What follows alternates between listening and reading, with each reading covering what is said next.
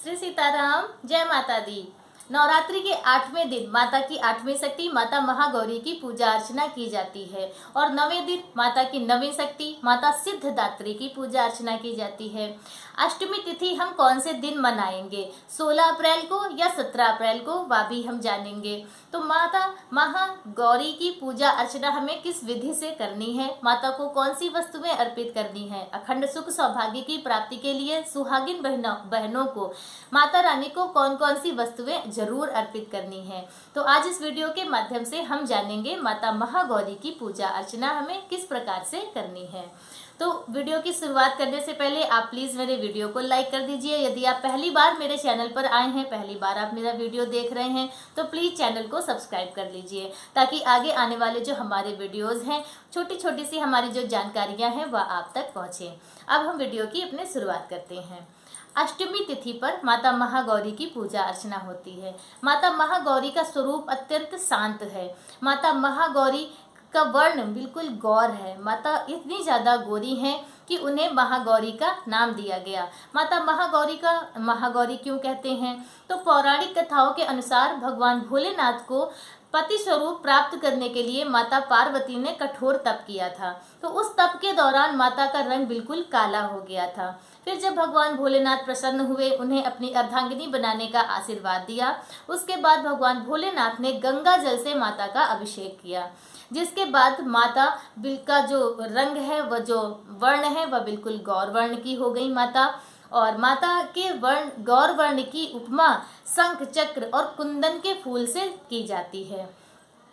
माता महागौरी वृषभ की सवारी करती हैं। माता की 4 भुजाएं हैं। माता ऊपर के हाथ में वर मुद्रा की स्थिति माता का हाथ रहता है और माता के एक हाथ में त्रिशूल विराजमान है।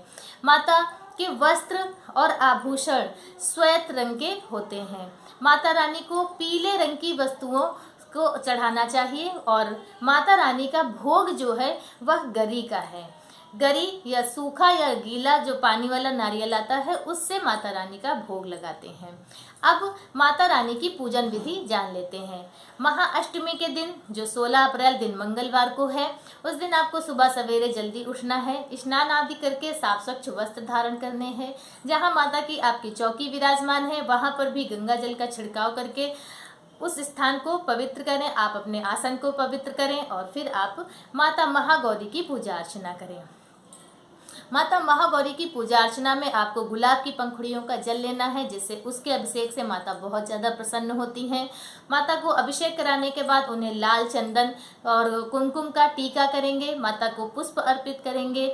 माता को 16 श्रृंगार जरूर अर्पित करेंगे। हमारी जितनी भी सुहागिन बहनें हैं, हमारी अविवाहित बहनें हैं जिनका विवाह नहीं हुआ है, उन सभी लोगों को माता को 16 श्रृंगार जरूर अर्पित करने हैं। 16 श्रृंगार में यह सभी वस्तुएं आती हैं। आलता से लेके सिंदूर तक। आलता लगाना है माता को, पैर में महावर लगाना है, जिसे महावर या आलता दोनों बोला जाता है। माता को सिंदूर जरूर अर्पित करें। माता लाल रंग के सिंदूर से या पीले रंग के सिंदूर से बहुत प्रसन्न होती हैं। विशेषकर माता को लाल रंग का सिंदूर अर्पित किया जाता है। माता को चूड़ियाँ जरूर अर्पित कीजिए। अगर आप 16 श्रृंगार की वस्तुएं नहीं लेती हैं तो मेन वस्तुएं हैं, जैसे कि सिंदूर हो गया, बिंदी हो गई, चूड़ी हो गई, महावर हो गया, तो यह मेन वस्तुएं माता को आप जरूर अर्पित करें। यह 16 श्रृंगार माता को अर्पित करने के बाद अब एक वह वस्तु जो आपको माता को जरूर अर्पित करनी है और उस वस्तु का आपके जीवन पे बहुत ज़्यादा प्रभाव पड़ता है, वह वस्तु है यह इत्र। माता को सुगंधित इत्र आप जरूर अर्पित करें और उसके बाद पूजा इत्यादि करने के बाद फिर आप इस इत्र को माता से आशीर्वाद स्वरूप अपने पास रख लें। फिर आप उसे रोज उसका प्रयोग करें। शास्त्रों के अनुसार, ज्योतिष शास्त्र के अनुसार माता को आप सुगंधित इत्र अर्पित करके फिर आप उसका प्रयोग करते हैं तो उससे आपका जो वैवाहिक जीवन है वह बहुत ही सुखमय और सुमधुर बनता है। माता लक्ष्मी को सुगंधित वस्तु में बहुत ज़्यादा प्रिय है, तो माता लक्ष्मी की भी विशेष कृपा आपको प्राप्त होती है। तो इत्र का प्रयोग माता के आशीर्वाद का जब आप खुद प्रयोग करेंगे तो उससे दोनों माताओं का आशीर्वाद यानी कि अखंड सुख सौभाग्य धन धान्य की कमी कभी भी आपके पास नहीं होगी। माता उसे दिन दुना रात चौगुना बढ़ाती रहेंगी। तो यह उपाय हमारी सब जितनी भी हमारी सुहागिन बहनें हैं वह जरूर करें।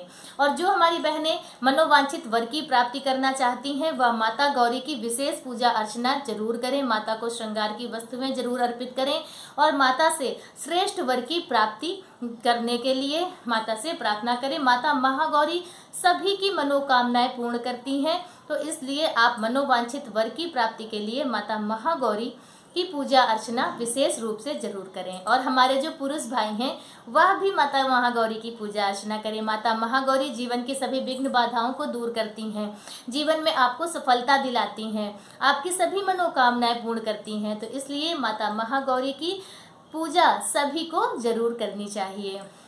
अब जब आप अष्टमी तिथि पर माता को नारियल का भोग लगाएंगे, लेकिन आप स्वयं उस भोग का जो प्रसाद है उसे आप प्राप्त नहीं करेंगे।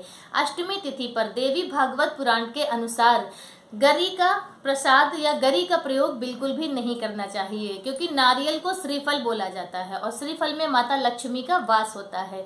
आप माता को भेंट कर सकते हैं, आप नारियल तोड़ सकते हैं, लेकिन आप नारियल खा नहीं सकते। अष्टमी तिथि पर गरी खाना वर्जित बताया जाता है, तो इसलिए आप वह प्रसाद दूसरे दिन प्राप्त कर सकते हैं। इस बात का आप विशेष ध्यान रखें।